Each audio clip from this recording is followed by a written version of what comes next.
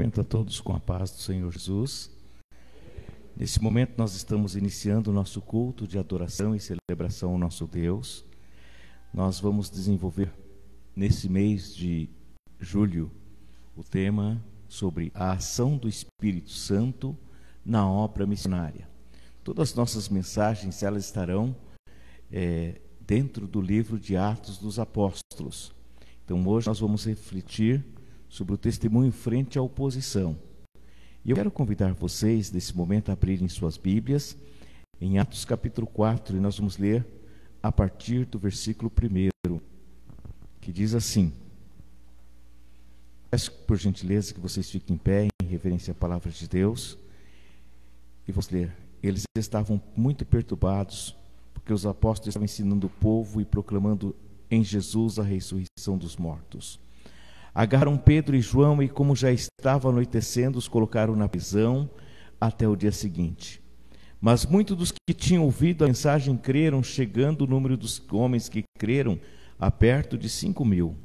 No dia seguinte, as autoridades, os líderes religiosos e os mestres da lei reuniram-se em Jerusalém. Estavam ali Anás, o sumo sacerdote, bem como Caifás, João, Alexandre e todos que eram da família do sumo sacerdote. Mandaram trazer Pedro e João diante deles e começaram a interrogá-los. Com que poder ou em nome de quem vocês fizeram isso?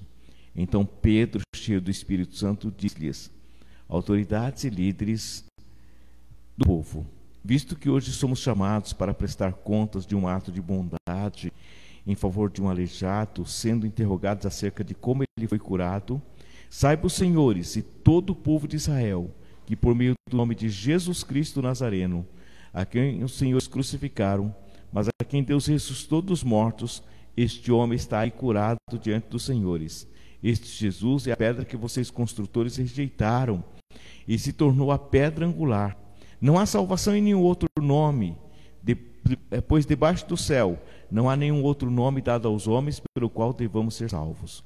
Vendo a coragem de Pedro e de João e percebendo que eram homens comuns e sem instrução, ficaram admirados e conheceram que eles haviam estado com Jesus. E como podiam ver ali com eles o homem que fora curado, nada podiam dizer contra eles. Amém? Quero convidar você nesse momento a falar com Deus juntamente comigo. Pedir que o Espírito Santo, esse que conduziu a igreja primitiva, conduziu a igreja iniciante, ele esteja aqui também nos conduzindo nesta noite. Ele esteja nos dando a sabedoria necessária, as instruções necessárias e toda a direção que precisamos para agir como igreja do Senhor. Amém? Vamos falar com Deus? Meu Deus, mais uma vez, nos colocamos, ó Deus, em oração, nesta reunião de salvos. Pai, nós estamos aqui pedindo a Tua graça, pedindo a Tua misericórdia, ó Deus, o perdão dos nossos pecados. Deus, porque confiamos plenamente na obra que Cristo realizou na cruz do Calvário. Por isso, Senhor, a nossa oração é para que o Senhor possa agir intensamente em nossas vidas. Que nós possamos, ó Deus, como pregamos no mês de junho, ser cheios do Teu Espírito Santo. Que aquele poder, meu Deus, que reinou, que habitou na Tua igreja, esteja habitando em nossos corações nos dias de hoje. E mais, ó Deus, que o Senhor possa nos conduzir para sermos uma igreja missionária, conduzida pelo Senhor, conduzida pelo Teu Espírito Santo. Por isso, ó Deus, nós pedimos que os dons dos altos céus, os dons do Teu Espírito Santo, sejam manifestos em nosso meio, e o Senhor possa falar poderosamente em nossos corações. Ajuda-nos, ó Deus, a Te servir e a Te adorar, Senhor, em santidade. Nós clamamos a Ti, confiados em o nome de Jesus. Amém e amém. Vamos louvar ao Senhor e na sequência nós vamos à reflexão da palavra de Deus.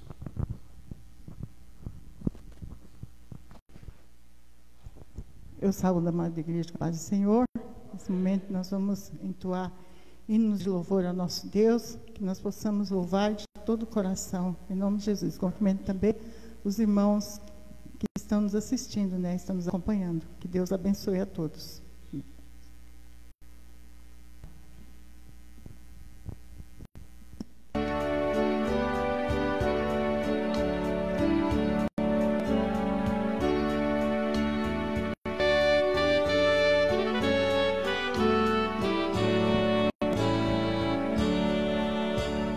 Onde quer que seja, com Jesus irei.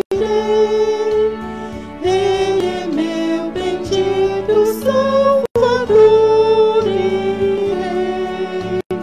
Seja para a guerra, para a batalha, seja para a campina, para semear. Aonde quer que Deus me mandar, perto do meu Salvador eu quero andar. Aonde quer que seja, com meu Salvador, diz o coração que sente o seu amor. Perto dele sempre bem seguro vou. Onde quer que seja, pois contente estou. Aonde quer que Deus me mandar, perto do meu Salvador eu quero andar. Seja, pois, para onde quer que me mandar, acharei com ele ali meu doce lar. Onde quer que seja, sempre cantarei. Do Senhor comigo estás, não temerei. Aonde quer que Deus me mandar, perto do meu Salvador eu quero andar. Vamos ficar em pé? Aleluia, Jesus.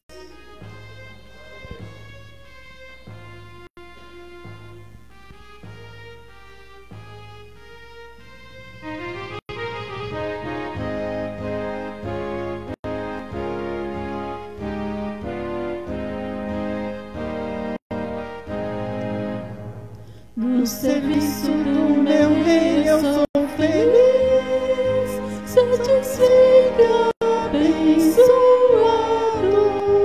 proclamando do meu rei a salvação. No serviço do meu rei, no serviço do meu rei, minha vida empregarei. Muita paz, felicidade tem quem serve a meu bom rei. No serviço do meu rei eu sou feliz, obediente e corajoso. Na tristeza ou na alegria sei sorrir. No serviço do meu rei, no serviço do meu rei, minha vida empregarei. Muita paz, felicidade tem quem serve a meu bom rei. No serviço do meu rei eu sou feliz, jubiloso e consagrado. Ao seu lado desafio todo mal. No serviço do meu rei, no serviço do meu rei, minha vida empregarei. Muita paz,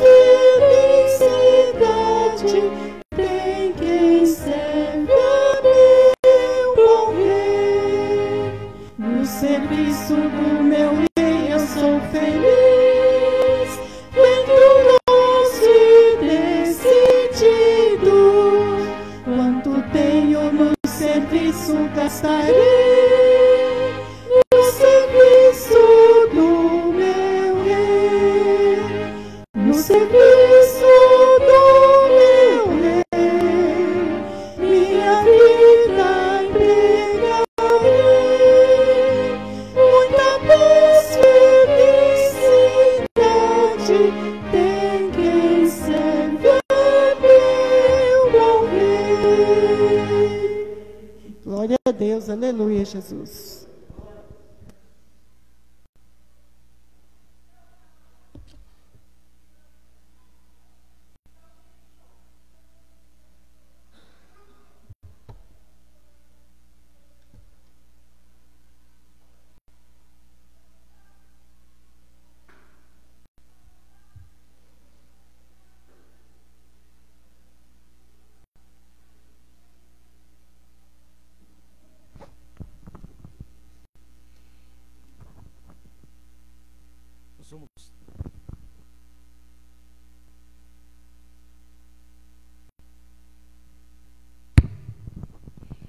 Nós vamos ler apenas 4 versículos desse trecho de Atos capítulo 4 novamente, e nós vamos pedir que o Espírito Santo fale conosco nesta noite. Diz assim a palavra de Deus: enquanto Pedro e João falavam ou estavam falando ao povo, chegaram os sacerdotes, o capitão dos guardas do templo e os saduceus.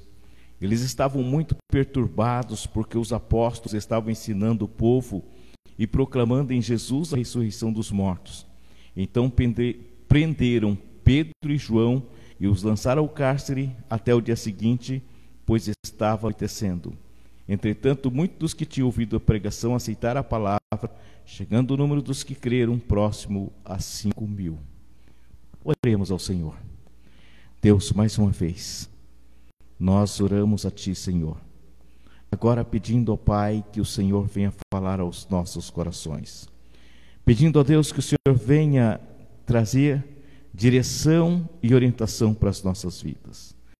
Pai, eu peço que o Senhor possa falar de tal forma que venha fortalecer o ânimo da Tua igreja, fortalecer a resistência da Tua igreja, Senhor, porque nós estamos vivendo dias difíceis. Hoje nós não enfrentamos religiosos, hoje nós enfrentamos movimentos, meu Pai, que tentam anular a Tua palavra, que tentam desacreditar a Tua palavra, Senhor. Mas eu peço que o Senhor encoraje a Tua igreja agora, mediante o testemunho dos Teus servos do princípio. Eu oro em nome de Jesus. Amém e amém. Que a paz do Senhor Jesus seja com cada um de vocês. Nesse momento nós estamos agradecidos ao nosso Deus pela oportunidade que temos de refletir sobre a palavra de Deus. Como já dissemos, o tema desse mês é a atuação do Espírito Santo na vida missionária da igreja. Nós vamos ver como o Espírito Santo atuou.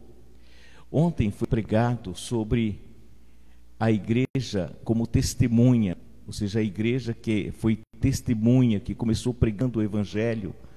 Nós vimos na exposição da palavra de Deus a forma como Jesus Cristo garantiu para aquela igreja a autoridade para que ela pudesse ser testemunha, a forma como ela cumpriu, a forma como ela agiu.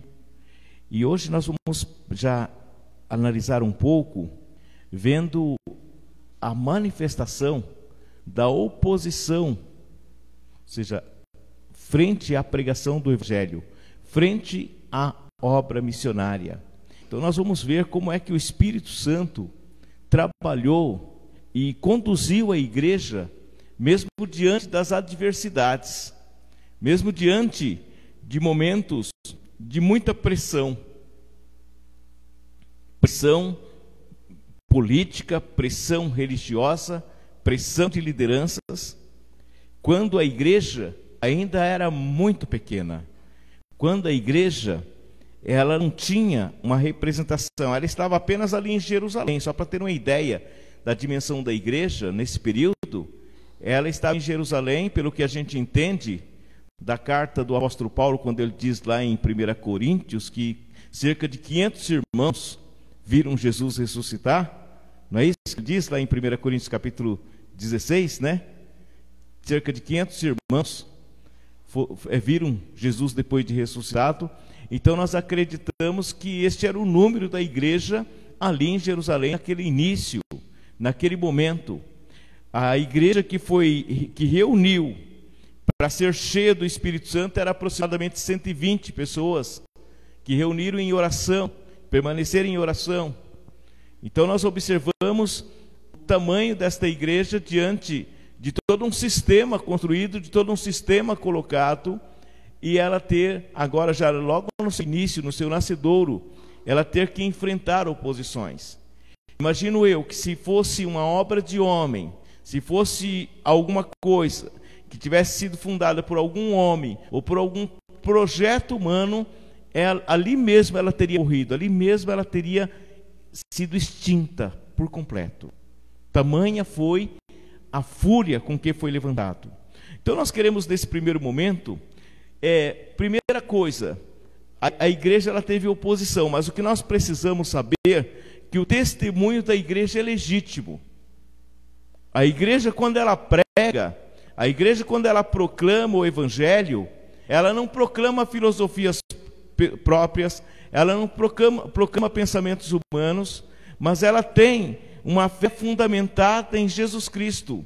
Ela tem uma fé fundamentada nas Escrituras, ou como diz o apóstolo Paulo, nos apóstolos, nos profetas e nos apóstolos. O fundamento dos apóstolos e dos profetas, a igreja é fundamentada nesses princípios e nesses valores. Então o testemunho da igreja é um testemunho legítimo. Já fé em Jesus deu legitimidade para a igreja dar testemunho de Jesus Cristo.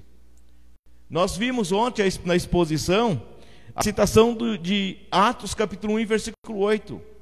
Já naquele texto, Jesus disse que a igreja receberia poder quando o Espírito Santo descer sobre ela, e eles seriam testemunhas.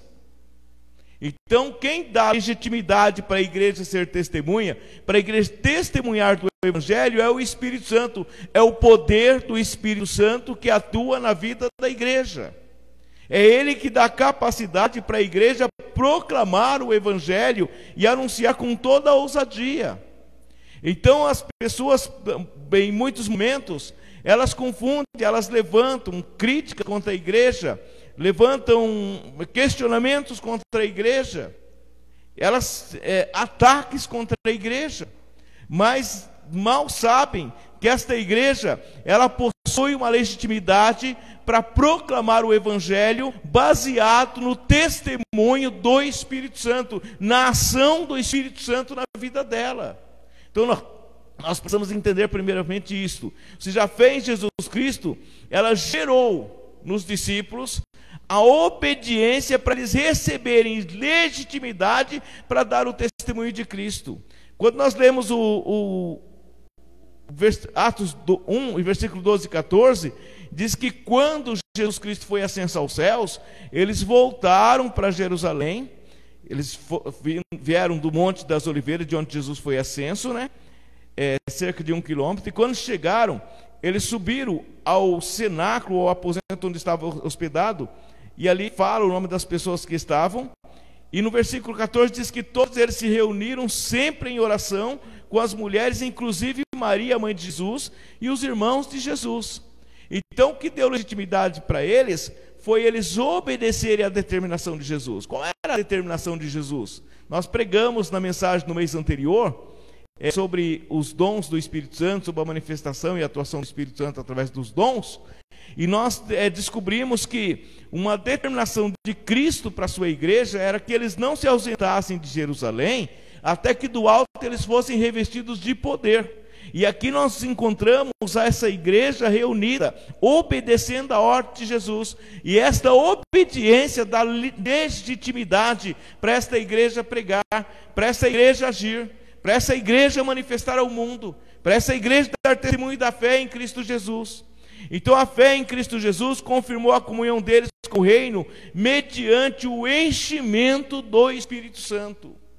Nós vimos esse cumprimento em Atos 2, versículo 4, que diz assim: todos ficaram cheios do Espírito Santo e começaram a falar noutras línguas conforme o Espírito Santo capacitava que os falassem. Então nós estamos vendo aqui uma igreja que ela não está agindo à margem da lei, ou ela está agindo à margem das determinações de Deus, ela está agindo dentro das determinações do Espírito Santo, daquilo que Deus já tinha planejado, daquilo que Deus já tinha traçado para essa igreja fazer. Então ela está agindo desta forma. Então nós observamos que essa igreja ela foi cheia do Espírito Santo. Então quando eles estão agindo, eles não estão agindo à margem de nada. Então quem estava equivocado naquele contexto eram os líderes religiosos daquela época. Era a liderança daquela época que estava totalmente equivocada. Porque quem não possuía legitimidade para agir como agiam eram eles. Eles estavam desautorizados por Deus, desautorizados por Jesus Cristo, desautorizados pelo Espírito Santo. Então o que nós observamos? Que a fé em Jesus Cristo confirmou a comunhão deles com o reino de Deus, mediante uma exposição poderosa da palavra de Deus, uma palavra convincente e transformadora. Então o que acontece? Se nós voltarmos um pouco nesse contexto, para a gente entender um pouco esse contexto dessa oposição, se vocês lerem o capítulo 3 de Atos dos Apóstolos, vocês vão encontrar o apóstolo Pedro e João indo à hora nona, ou seja, às 3 horas da tarde, tem tradução que diz a hora nona, eles estão indo para o templo orar. E eles deparam com uma situação inusitada, talvez conhecida deles. Quando eles estão subindo para a oração, eles são abordados por um homem que pede esmola para eles. E o apóstolo Pedro dirige àquele homem e diz: olhe para nós. Olhe para nós. O homem olha. E Pedro dirige a ele: eu não tenho ouro e prata, mas o que eu tenho, isso eu te dou. Em nome de Jesus, levanta e anda. Diz que na mesma hora, os pés daquele homem se firmaram, na mesma hora ele ficou em pé, e ele começou a glorificar a Deus. O que tinha acontecido ali era um milagre. E agora, diante disso, a multidão fica atônita, ela fica assombrada, porque agora ela está olhando para 2 homens que estavam fazendo milagres, 2 homens comuns que estavam fazendo milagres. E o apóstolo Pedro começa o seu discurso, a sua pregação, a partir desse milagre. E ele começa dizendo para eles que aquilo que tinha acontecido não era porque eles eram mais santos ou mais perfeitos. Então Pedro diz o seguinte, você lê no versículo...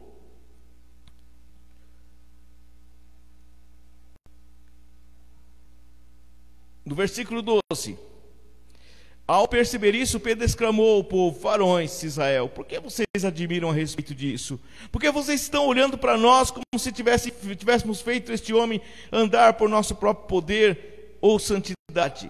O Deus de Abraão, o Deus de Jacó, o Deus dos antepassados, glorificou o seu servo Jesus Cristo, a quem vocês entregaram para ser morto diante de Pilatos e rejeitaram quando este havia decidido soltá-lo. Então Pedro começa a lembrar aquelas pessoas que o que aconteceu ali não foi porque eles eram perfeitos, não é porque eles eram santos, mas tinha acontecido por causa da autoridade que havia no nome de Jesus. Então o que eles estavam fazendo ali era algo que eles tinham recebido a autoridade de Jesus Cristo. E ele começa então a proclamar Jesus. Então nós observamos aqui nesta pregação de Pedro, ao invés de ele tirar proveito, talvez como muitos tentam tirar nos dias de hoje, ele não foca no milagre, ele foca em Jesus Cristo. Ele chama a atenção para Jesus.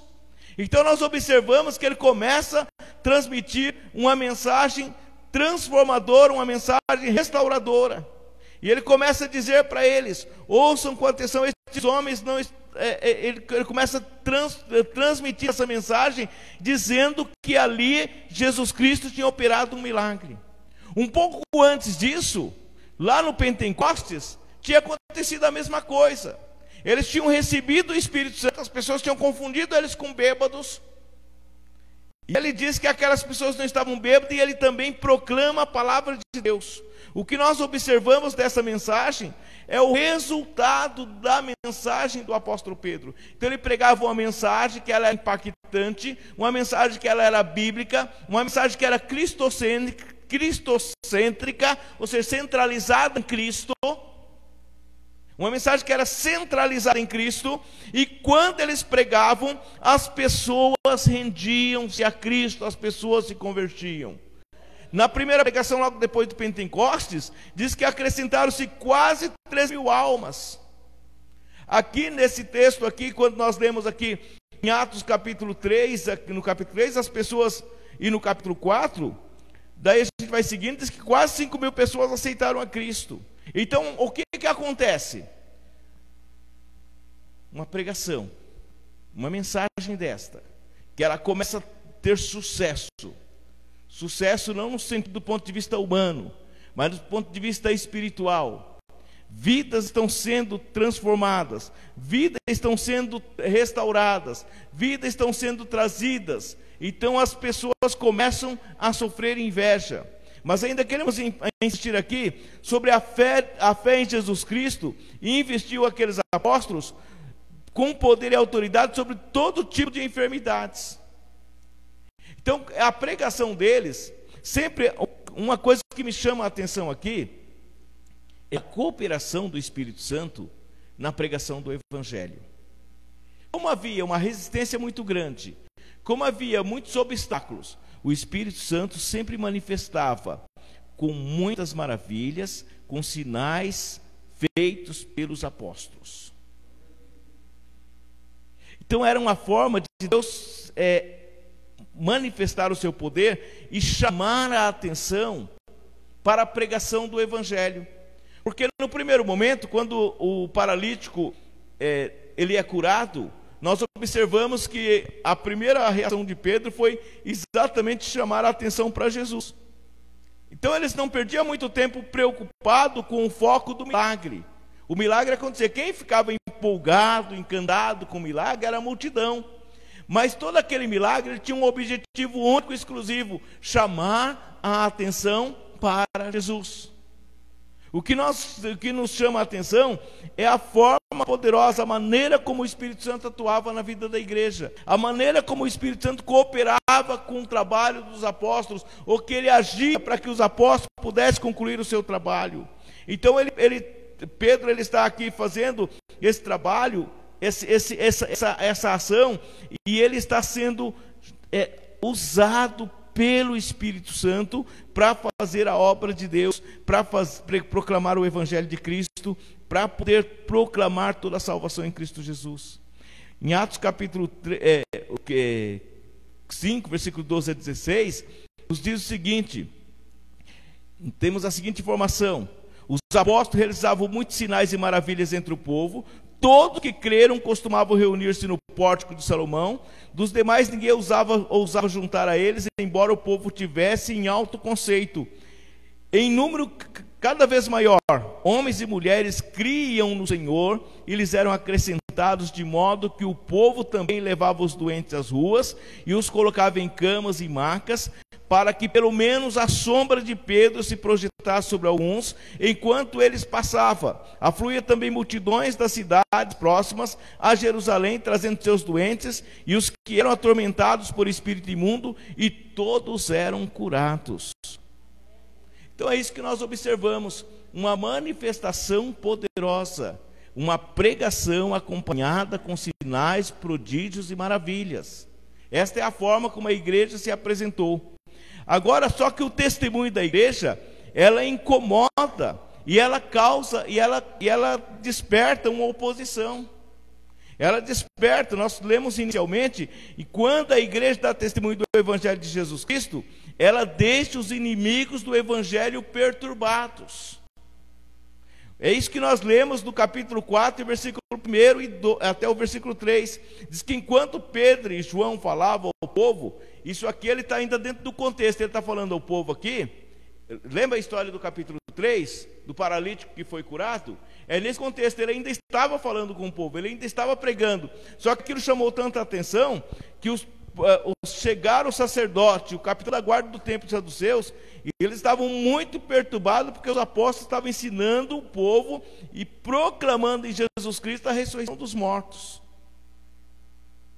Se vocês pensarem muito bem, isso aqui tinha acontecido, não posso especificar tempo, mas era pouco tempo depois da ascensão de Jesus Cristo.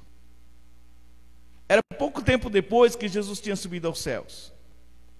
Estes homens que são os sacerdotes aqui, os guardas, os sacerdotes, os líderes e os saduceus, eles eram exatamente aquelas pessoas que tinham prendido Jesus, eles tinham conduzido Jesus ao julgamento, tinham crucificado Jesus, tinham matado Jesus.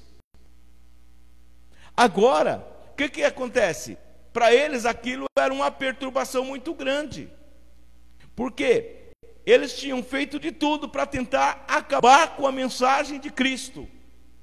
Agora aqueles homens que eram seguidores de Cristo estavam anunciando Jesus e dizendo que Jesus havia ressuscitado. Era a única coisa que eles não queriam que as pessoas soubessem, era isso. Eles queriam que essa mensagem ficasse debaixo de um tapete, ficasse escondida, que ninguém soubesse. Mas isso era grandioso demais. Aliás, a razão que Jesus Cristo antecipadamente separou 12 homens foi para ser testemunhas do ministério terreno dele, testemunha da sua morte, testemunha da sua ressurreição, para proclamar às pessoas que ele é o Cristo, ele é o Filho de Deus. E agora esses homens, eles levantam em oposição, e eles querem paralisar a igreja de Deus, eles querem paralisar ameaçando os apóstolos. E eles não somente ameaçam, eles estavam perturbados, porque eles estavam ensinando o povo a proclamação, ensinando o povo e proclamando em Jesus Cristo a ressurreição dos mortos. Agarraram Pedro e João, e como já estava anoitecendo, os colocaram na prisão até o dia seguinte. Então, quando a igreja, ela prega a verdade, quando ela dá testemunho real de Jesus Cristo, ela pode gerar preocupações, ela pode incomodar, ela pode gerar oposição. Aliás, já existe uma oposição no mundo. Muitas vezes essa oposição ela é camuflada, ela não é evidente como nós vemos aqui. Muitas vezes essa oposição, ela fica escondida, ela trabalha nos bastidores, ela trabalha de forma sutil.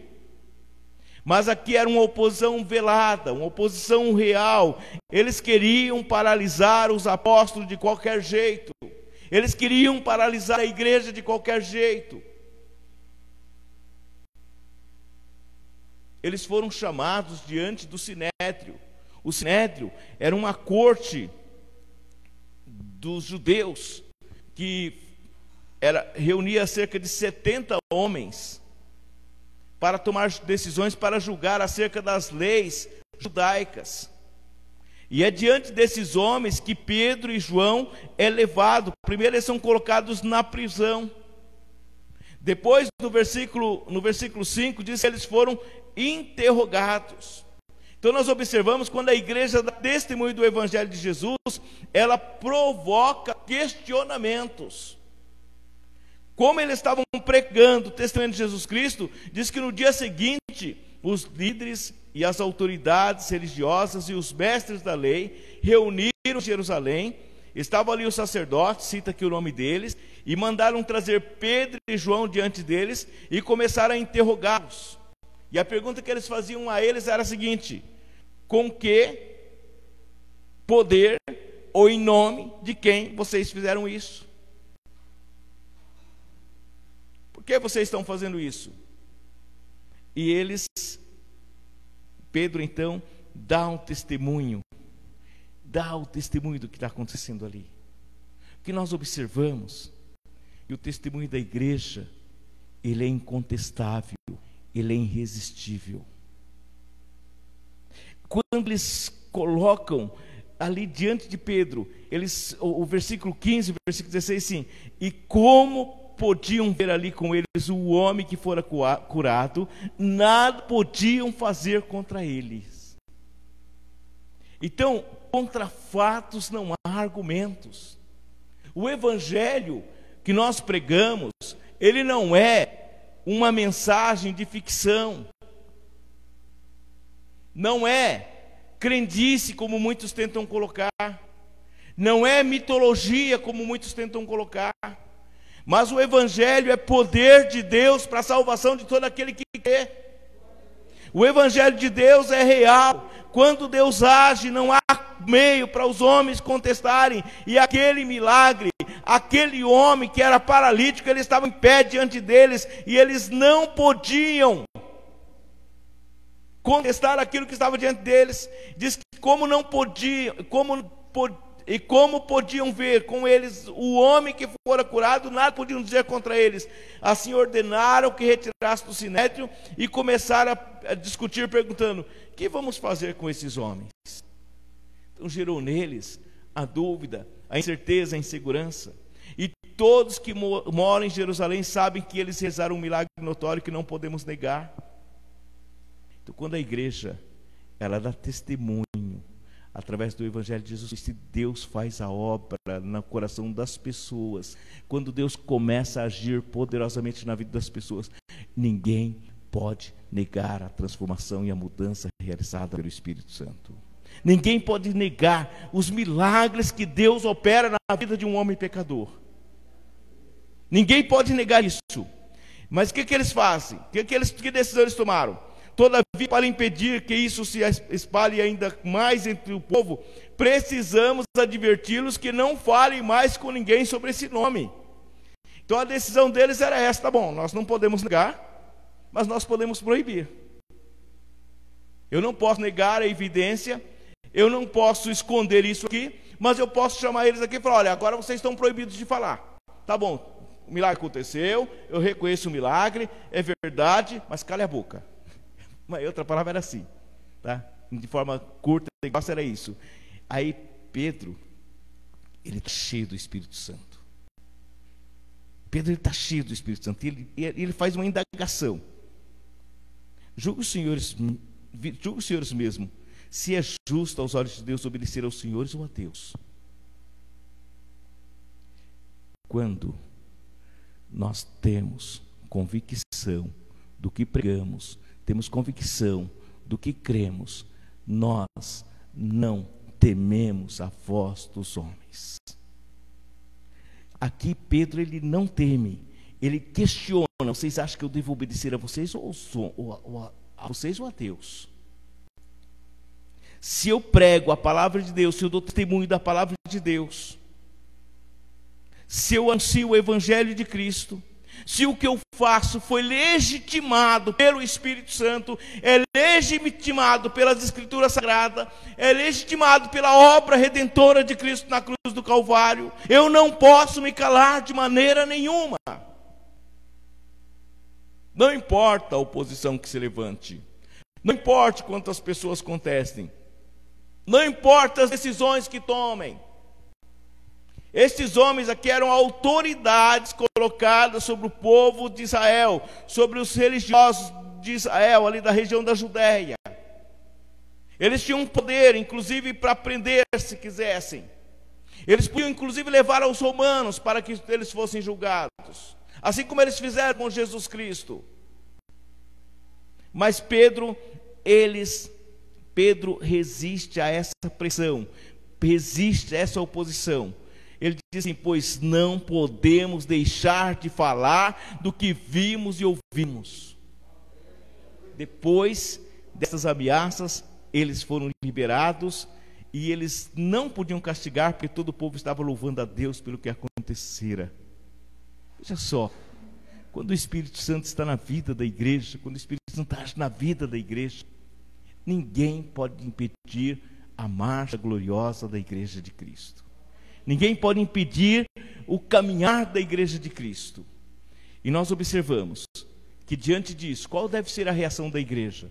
Quando uma oposição se levanta, quando pessoas se levantam, quando tentam nos paralisar. Em outros movimentos, as pessoas fariam piquetes, né? As pessoas fariam manifestações nas ruas. Como é que a igreja de Jerusalém agiu diante da oposição? Vamos encontrar isso no versículo 23 do capítulo 4. Diz: quando foram soltos, Pedro e João voltaram para os seus e contaram tudo o que os chefes dos sacerdotes e os líderes religiosos lhes tinham dito. Ouvindo isso, levantaram juntos a voz a Deus, dizendo... Presta atenção como é que foi a reação deles. Eles não reclamaram, eles não falaram, eles não ficaram bravos. Eles dirigiram aquele que tinha poder, aqueles que tinham investido eles de autoridade, aqueles que tinham legitimado a mensagem deles, aquele que tinha dado legitimidade à igreja. Eles levantaram: ó soberano, tu que fizeste o céu e a terra, o mar e tudo que neles há, tu falaste pelo Espírito Santo por boca do teu servo Davi, nosso pai, porque se enfureceram as nações e os povos conspiram em vão.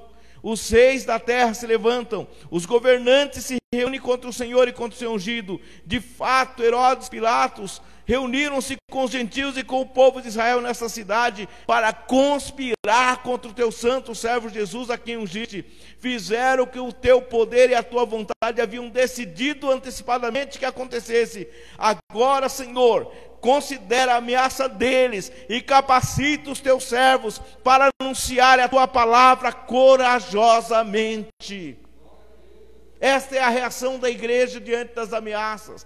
Esta é a reação da igreja diante da oposição.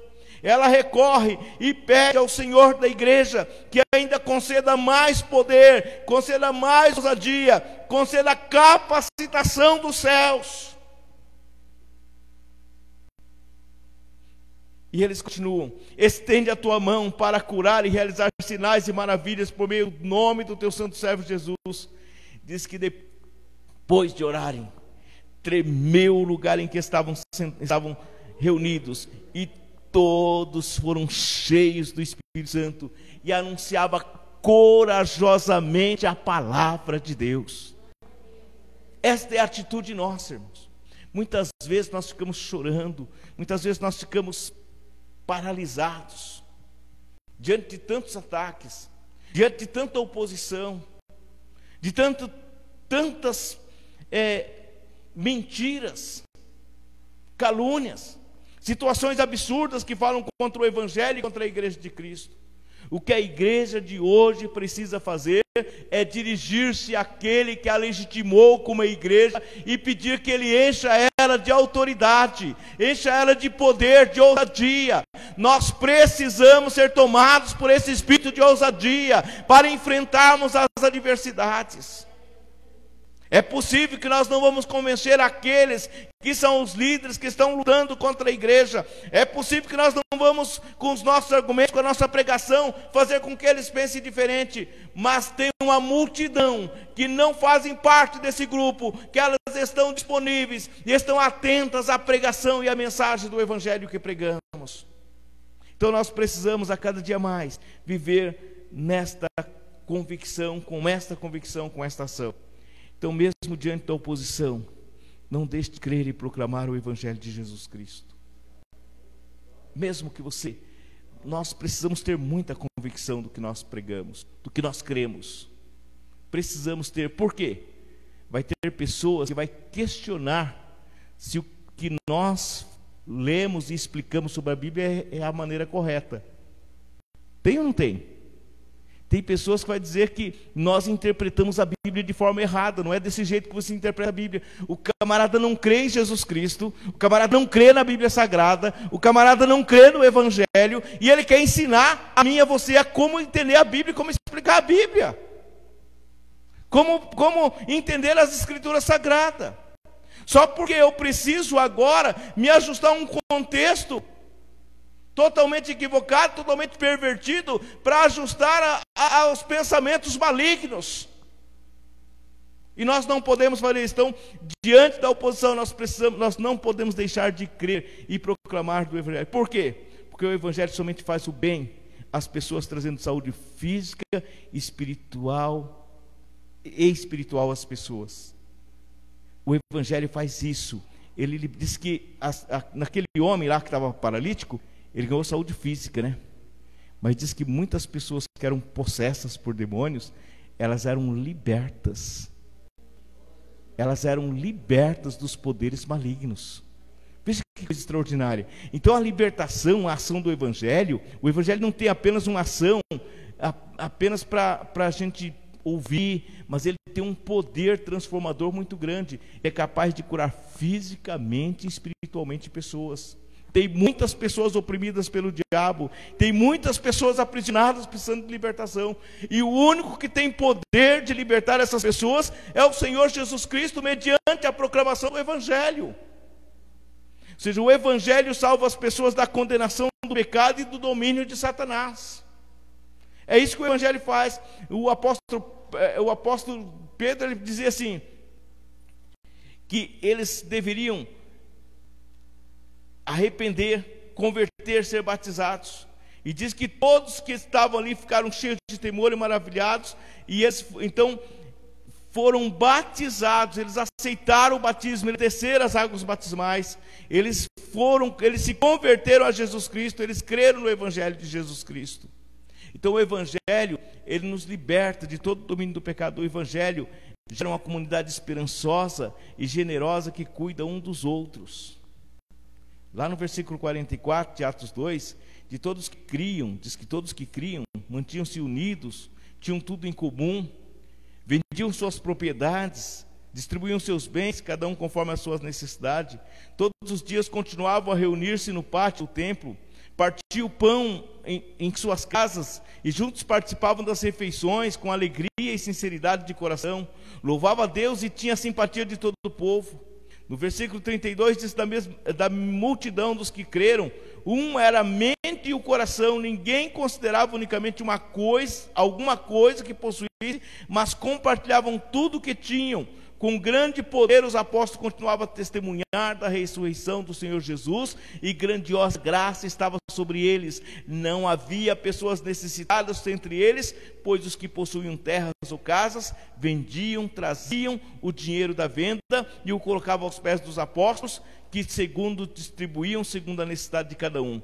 E aí Atos 4, versículo 31 ao 37. Então nós observamos o poder do Evangelho. Então vale a pena a cada um de nós, vale a pena a mim e a você, nos comprometermos com esse Evangelho de Cristo, a acreditarmos nesse Evangelho de Cristo. Da agora para frente, já de muito tempo, já é difícil, mas eu acredito que quanto mais para frente for caminhando, mais oposição vai se levantar ao Evangelho, mais pessoas vão se levantar contra o Evangelho. Hoje nós temos uma mídia que é contra o Evangelho, nós temos todo o sistema que é contra o Evangelho, mas eu e você precisamos continuar firmes, confiantes. O Evangelho foi legitimado pelo Espírito Santo, o Evangelho é legitimado pelas Escrituras Sagradas, o Evangelho foi selado com o sangue de Cristo na cruz do Calvário. E nós precisamos confiar nesse Evangelho, precisamos nos comprometer com esse Evangelho. Nós não precisamos defender, nós precisamos proclamar, só isso. Quem vai agir, quem vai intervir, quem vai enfrentar as oposições, será o Espírito Santo. É Ele quem vai levantar e lutar e dar capacidade à igreja para ser vitoriosa e triunfante lá na frente. Amém? Que Deus, por sua graça, nos abençoe.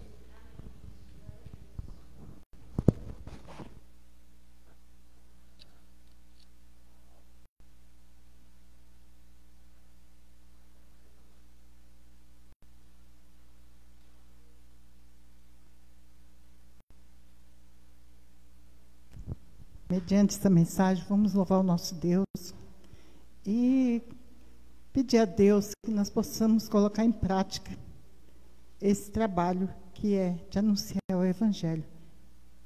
Em nome de Jesus, confiado no poder de Deus.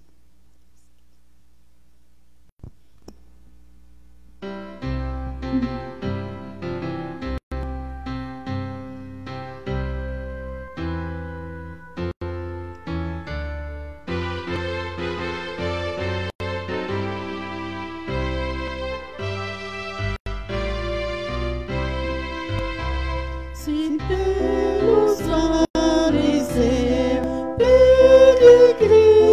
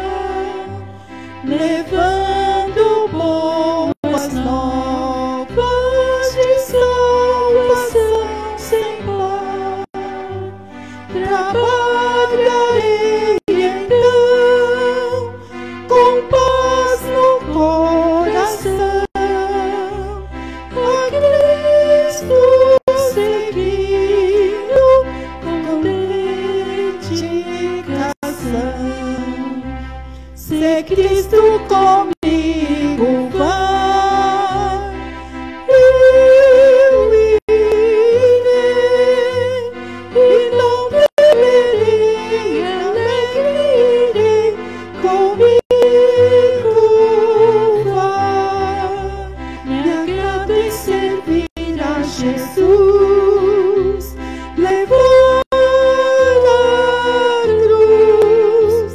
Se Cristo comigo vai,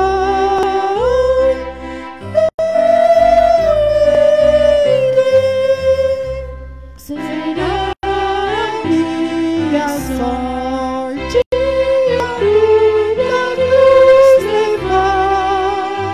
Sua graça e seu poder quero sempre aqui cantar, contente com Jesus, levando a minha cruz e falando de Cristo, que é minha luz.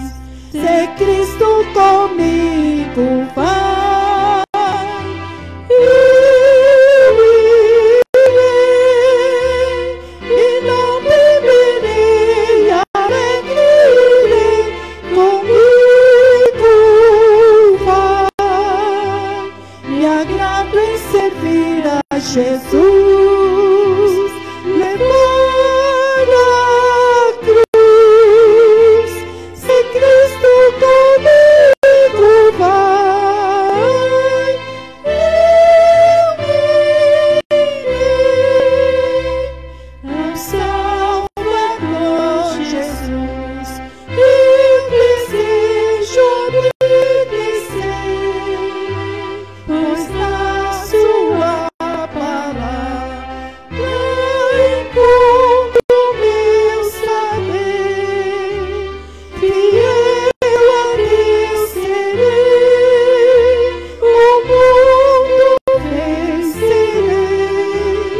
Jesus vai comigo, não mais temerei. Se Cristo comigo vai, eu irei e não temerei, alegre irei, comigo vai.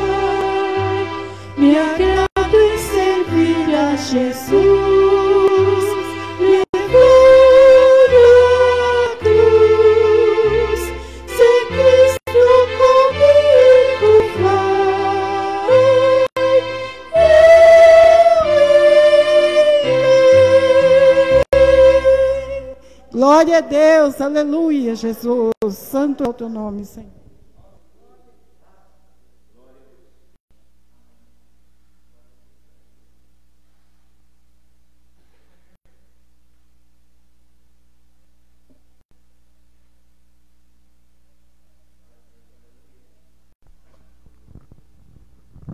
Irmãos, nesse momento nós iremos orar a Deus. Eu quero aqui apresentar alguns nomes de pessoas que precisam da nossa oração, da nossa intercessão. Nós vimos que Deus cooperava com a igreja com sinais, prodígios e maravilhas, e nós cremos que Deus pode continuar fazendo isto hoje. Nós não somos daqueles que acreditam que isso foi apenas para uma igreja que estava iniciando, mas esses sinais acompanham a igreja de Deus. Jesus Cristo diz que esses sinais acompanharão aqueles que crerem. Ele diz isso. Se nós cremos hoje, esses sinais acompanham o nosso hoje. Então não acompanha apenas a igreja naquele período inicial, mas ele acompanha a igreja enquanto a igreja estiver na terra. O Espírito Santo está aqui para agir através da igreja, mediante a ação da igreja. É dessa forma que nós acreditamos e pregamos. Então nós vamos orar em favor do irmão Valdemir Cunha, está entubado com Covid. Nós vamos aqui clamar ao Senhor, pedir que Ele tenha misericórdia dessa pessoa e, segundo a graça dEle, Ele possa tirar essa pessoa dessa situação difícil, né? Vamos orar também pelo irmão Gideon Júnior, né? O nosso irmão Júnior. Ele está com a gripe muito forte. Hoje em dia, antes gripe era coisa normal, né? Hoje você tem escorrimento, você já fica preocupado, né? Então nós vamos orar para que seja apenas uma gripe mesmo, tá? E que logo também ele fique livre dessa gripe também e seja completamente curado. Vamos orar também pelo pastor José Francisco, que ele está internado. Nós acreditamos que essa internação é respostas da nossa oração, é um direcionamento de Deus, né? E vamos orar para que Deus complete a obra. Deus já preparou tudo para que ele seja cuidado adequadamente, para que os problemas sejam solucionados, para que Deus dê toda a direção para os médicos, de tal forma que ele saia dali curado em nome de Jesus. Amém? Essa é a nossa fé. Nós vamos então nesse instante orar. Eu não sei se tem alguma pessoa aqui que veio com a intenção de receber oração também. Se tiver, vem o presbítero, poderá orar por você. Tá bom? Nós vamos orar nesse instante, intercedendo por essas pessoas. Amém? Senhor meu Deus, em nome de Jesus, nós nos colocamos diante do Senhor.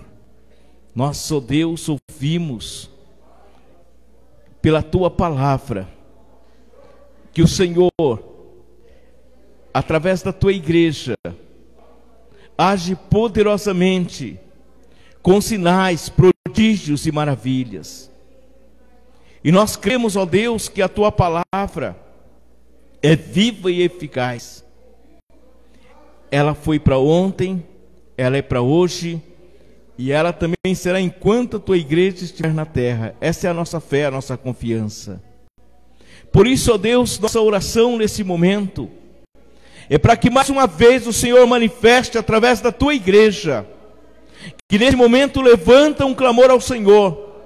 Tenho certeza que não é somente essa igreja que está orando por algumas pessoas, mas existem muitos servos do Senhor em todos os lugares orando por essas pessoas. Deus, vá naquele hospital, Senhor, onde está o Valdemir. Ele está entubado, Senhor. Eu peço que o Senhor, em nome de Jesus, emita uma palavra de ordem para que ele possa respirar livremente, Senhor, sem uso desse equipamento. Nós oramos, ó Deus, para que toda infecção, toda dificuldade de respiração dele agora seja tirada pelo Senhor e seja dada o alívio, seja dada a cura, a bênção do Senhor ao Valdemir, Senhor. Meu Pai, eu oro também pelo nosso irmão Júnior. Deus, queira visitá-lo, Deus, colocar a Tua mão poderosa. Pai, nós pedimos que toda virose seja agora repreendida e anulada a sua ação, a autoridade do nome de Jesus. Seja o vírus de uma gripe ou de outro mal qualquer, mas nós confiamos no Teu poder e pedimos que o Senhor possa guardar o Teu servo. Deus, eu quero pedir que o Senhor continue abençoando a vida do pastor José Francisco. Continue conduzindo a equipe médica, meu Pai, para que ele possa ser completamente curado. Nós cremos, ó Deus, que o Senhor está na condução da vida dele, dos passos dele, de todas essas ações que estão acontecendo com o Teu servo, Senhor. Queira abençoá-lo nesse momento, queira dar a Tua graça e a Tua direção. Deus poderoso, nós oramos em nome de Jesus. Queira, meu Deus, estender a Tua mão poderosa. Pai, nós oramos para que o Senhor possa cada dia mais, através do Teu Espírito Santo, nos conceder poder, Senhor, nos conceder ousadia, para que anunciemos a Tua palavra com todo poder e autoridade, meu Pai. Que nós possamos, meu Deus, como igreja, não somente a igreja de Itapevi, mas a igreja do Senhor no Brasil, a igreja do Senhor nesta nação possa ter força, ser cheia do Teu Espírito Santo. O Senhor possa soprar esse poder do alto céu sobre a Tua igreja, de tal forma que ela possa se levantar, que ela possa reagir, Senhor, que ela possa, meu Deus, pelejar, não de forma humana, mas pela unção do Teu Espírito Santo, pela manifestação poderosa do Senhor, através da Tua igreja, Senhor. Onde estiver um povo do Senhor, eu oro nesse momento para que seja gerado convicções nos corações dos Teus filhos, que toda incredulidade, toda dúvida seja tirada agora da mente dos corações. Deus, eu peço que o Senhor levante pastores, levante líderes, levante homens, meu Deus, para orientar e guiar o Teu povo rumo à vitória, Senhor. Não a vitória humana, não a vitória terrena, mas uma vitória contra as forças malignas, contra as forças do inferno, uma vitória triunfante contra o pecado, contra todo engano. Deus, nos ajude por tua graça. Nós clamamos a ti, ó Deus. Venha-nos, ó Deus, nos reavivar. Venha, meu Deus, dar nova vida para a tua igreja, Senhor. Eu peço, Senhor, gerar um despertamento, gerar um avivamento, Senhor, nesta nação, para que nós possamos enfrentar todas as adversidades na autoridade do nome de Jesus, e que possamos, ó Deus, ficar firmes, proclamando o Evangelho de Jesus Cristo, proclamando a tua palavra, anunciando a todos que se arrependam e convertam dos seus maus caminhos. Deus, em nome de Jesus oramos, agora e sempre. Amém e amém, Jesus.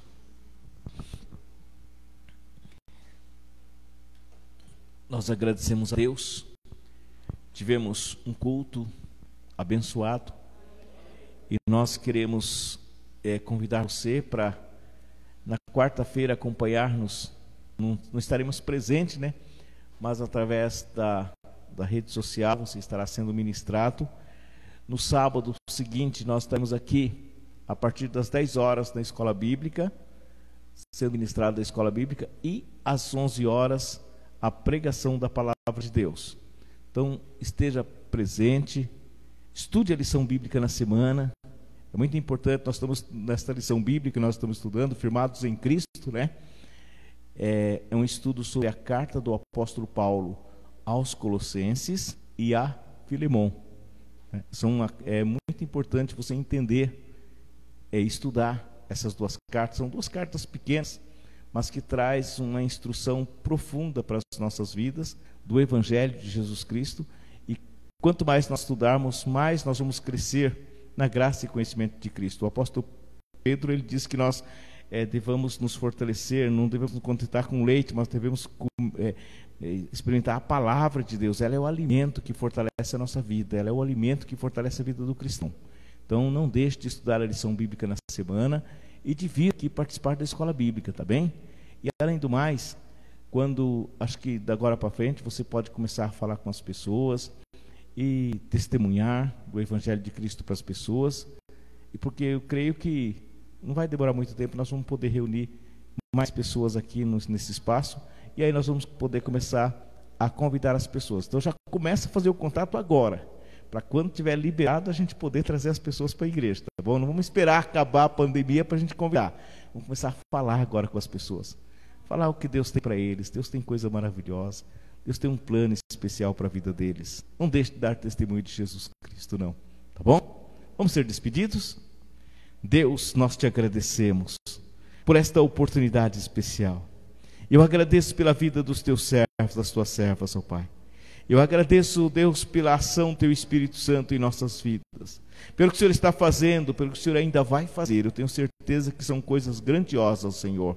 Eu confio muito, ó Deus, que quando o Senhor está no controle, coisas extraordinárias e poderosas acontecem. E é esta a nossa fé, a nossa confiança. Guarda cada um, ó Deus, durante toda esta semana.